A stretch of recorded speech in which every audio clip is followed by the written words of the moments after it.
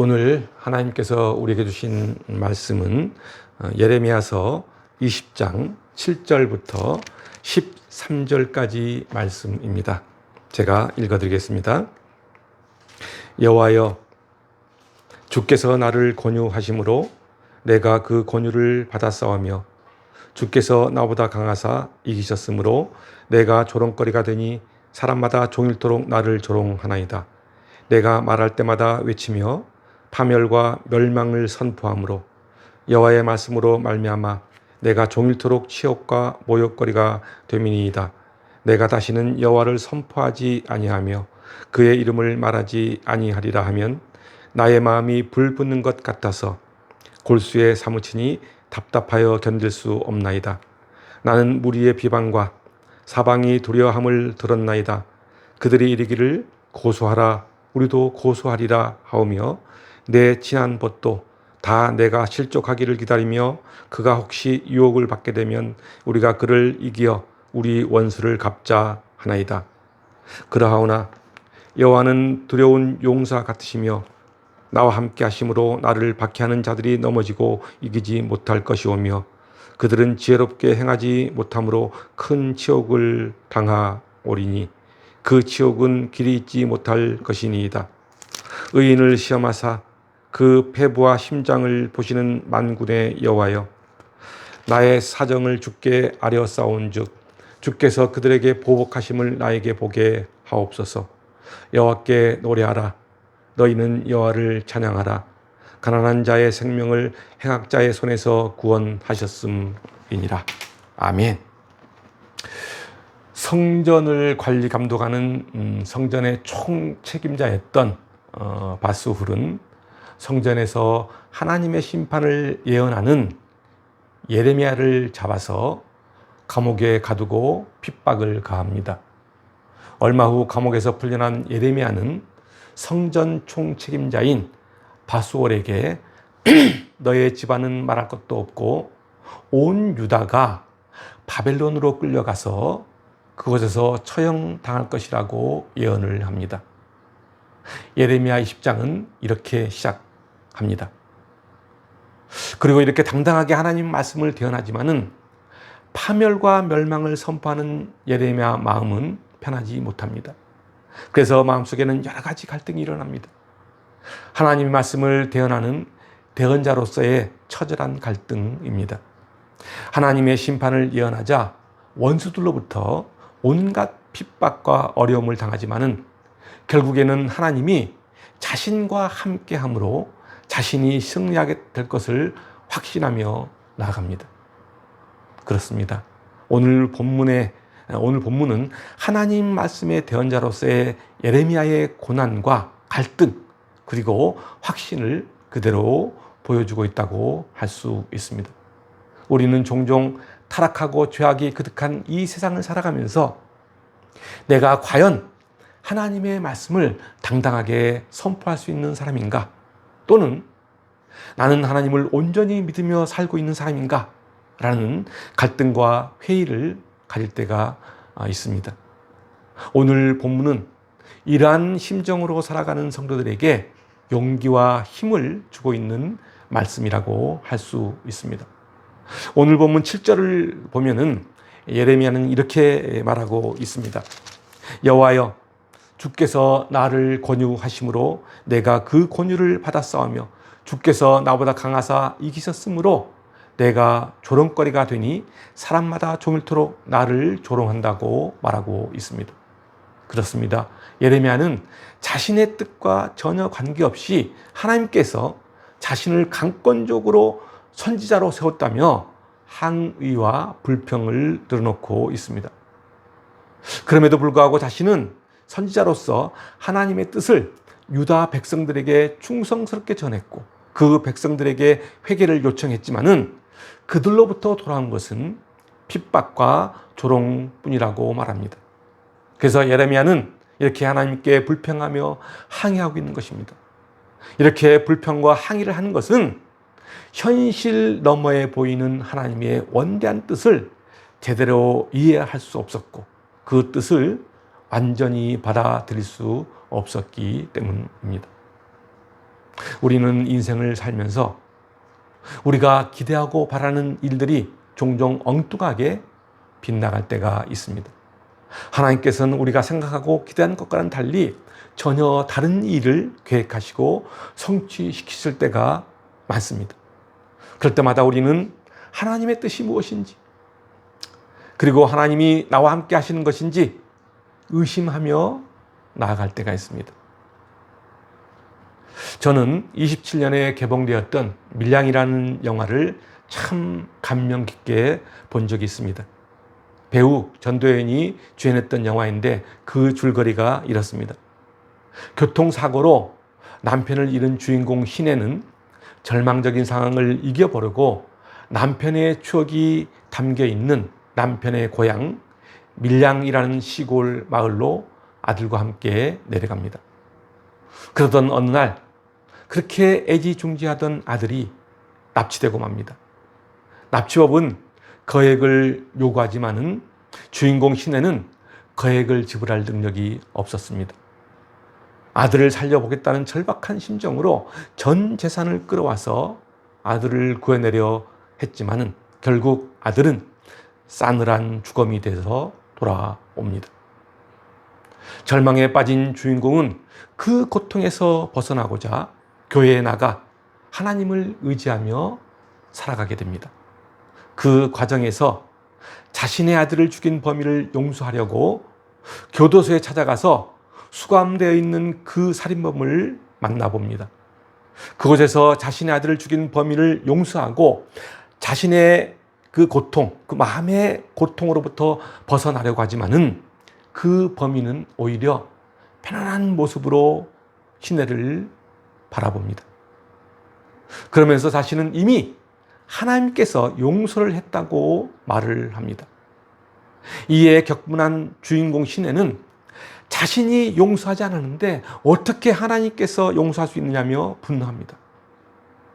범인의 입에서 하나님이 이미 용서했다는 말이 나오자 그녀는 하나님에 대한 배신감으로 몸부림칩니다.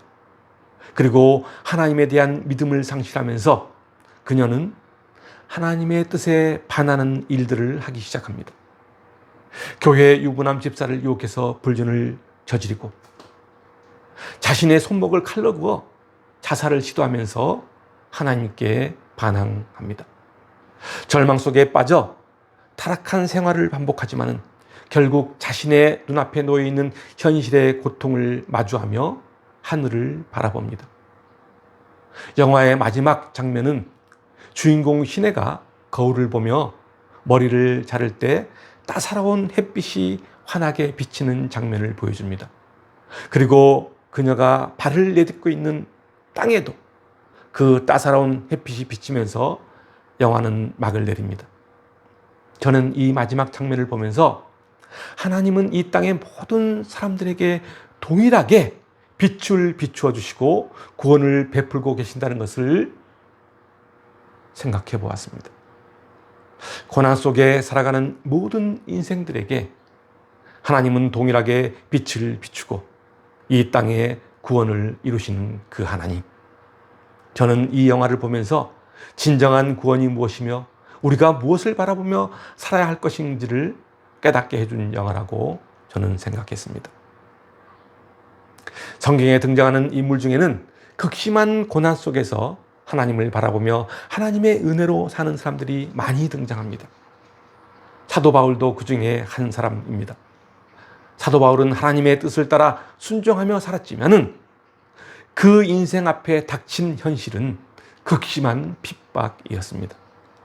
사도행전 16장을 보면은 하나님께서는 환상을 통해 바울에게 말씀하고 있는 장면이 나옵니다. 사도행전 16장 6절부터 10절까지 말씀입니다. 제가 읽어드리겠습니다. 성령이 아시아에서 말씀을 전하지 못하게 하시거늘 그들이 부르기아와 갈라디아 땅으로 다녀가 무시 앞에 이르러 비두니아로 가고자 했으되 예수의 영이 허락하지 아니하시는지라. 무시아를 지나 드라로 내려갔는데 밤에 환상이 바울에게 보이니 마게도냐 사람 하나가 서서 그에게 청하여 이르되 마게도냐로 건너와서 우리를 도우라 하거늘 바울이 그 환상을 보았을 때 우리가 곧 마게도냐로 떠나기를 힘쓰니 이는 하나님이 저 사람들에게 복음을 전하라고 우리를 부르신 줄로 인정함이러라. 그렇습니다. 바울은 환상을 통해 자신이 가고자 하는 곳이 아니라 하나님의 뜻, 하나님이 가고자, 하나님이 가라고 하는 그 뜻을 따라 순종하며 나아갑니다. 그런데 환상을 통해 보여주는 하나님의 뜻을 따라 마게도냐로 갔지만은 바울에게 기다린 것이 무엇이었죠? 극심한 박해와 방해였습니다. 그럴 때 우리는 어떤 생각을 합니까? 하나님이 가라고 하셔서 그 뜻대로 갔는데 극심한 박해와 고통이라면 우리는 어떤 생각을 합니까? 아마도 이럴 것입니다. 내가 믿음을 포기하거나 또는 내가 사역자가 된 것을 후회하거나 하나님의 뜻이 잘못됐다며 원망할 것입니다. 그런데 사도 바울은 어땠습니까? 그는 하나님께서는 모든 것을 협력하여 선을 이루신다고 고백하며 나아갑니다. 로마서 8장 28절 말씀입니다. 우리가 알거니와 하나님을 사랑하는 자, 곧 그의 뜻대로 부르심을 입은 자들에게는 모든 것이 협력하여 선을 이루느니라. 그렇습니다. 하나님은 당신을 사랑하고 그 뜻대로 살아가는 자들과 함께 하시고 모든 것이 유익이 되도록 합력하여 선을 이루신다는 말입니다. 다시 말하면은 고난당하는 것이 내게 유익이 될 수 있도록 하나님은 함께 역사하신다는 말입니다. 하나님이 고난마저도 우리의 삶에 유익이 되도록 역사한다는 사실을 깨달을 때 우리는 우리가 살아가는 현실이 마음에 들지 않더라도 세상을 원망하거나 절망하지 않고 그것을 이겨내며 새로운 삶으로 한 걸음 한 걸음 나아갈 수 있습니다. 이것이 바로 영적인 분별력을 가지고 살아가는 사람들의 모습입니다. 오늘 본문 9절 전반부를 보면은 예레미야는 이렇게 외칩니다. 내가 다시는 여호와를 선포하지 아니하며 그의 이름을 말하지 아니하리라 라고 외치고 있습니다. 아무리 유다 백성들에게 하나님의 뜻을 외치고 전해도 그들은 더 패역한 모습을 보이고 핍박을 가해와서 예레미야는 낙심과 고통을 호소하고 있습니다. 그런데 9절 후반부를 보면은 나의 마음이 불붙는 것 같아서 골수에 사무치니 답답하여 견딜 수 없다라고 고백합니다. 이는 유다 백성들이 죄악을 거듭하며 사망의 길로 가는 것을 주저앉아 그냥 바라보고만 있을 수 없다는 이야기입니다. 그래서 도저히 하나님의 뜻을 선포하지 않고는 견딜 수 없다는 것입니다. 말씀에 대한 뜨거운 열정과 하나님의 사랑이 느껴지는 대목입니다. 사랑하는 성도 여러분, 우리가 진정으로 신실한 하나님의 자녀로 살기를 원한다면 무엇보다도 하나님의 말씀을 가까이 해야 합니다. 그럴 때 우리는 말씀에 대한 뜨거운 열정으로 성령 충만한 삶을 살 수 있습니다. 성령 충만한 삶은 우리를 어떤 어려움이나 고난 속에서도 그것을 슬기롭게 이겨낼 수 있도록 만들어 준다는 사실입니다. 다시 오늘 본문 10절을 보면은 예레미야의 경고와 책망에 대한 유다 백성들의 반응을 볼 수 있습니다. 제가 읽어드리겠습니다. 나는 무리의 비방과 사방이 두려움을 들었나이다. 그들의 이르기를 고소하라, 우리도 고소하리라 하오며 내 친한 벗도 다 내가 실족하기를 기다리며 그가 혹시 유혹을 받게 되면 우리가 그를 이겨 우리 원수를 갚자 하나이다. 그렇습니다. 유다 백성들의 반응은 크게 두 가지입니다. 하나는 그들의 이르기를 고소하라, 우리도 고소하리라 라고 말합니다. 그러니까 예레미야가 자신들의 죄악상을 고발하며 하나님의 심판을 선언하자 그들도 동일하게 고소하여 예레미야를 법의 심판대에 세워 처벌하겠다는 것입니다. 한마디로 맞대응하겠다는 것입니다. 참으로 사탄과 같이 음흉하고 간교한 모습을 보이고 있습니다.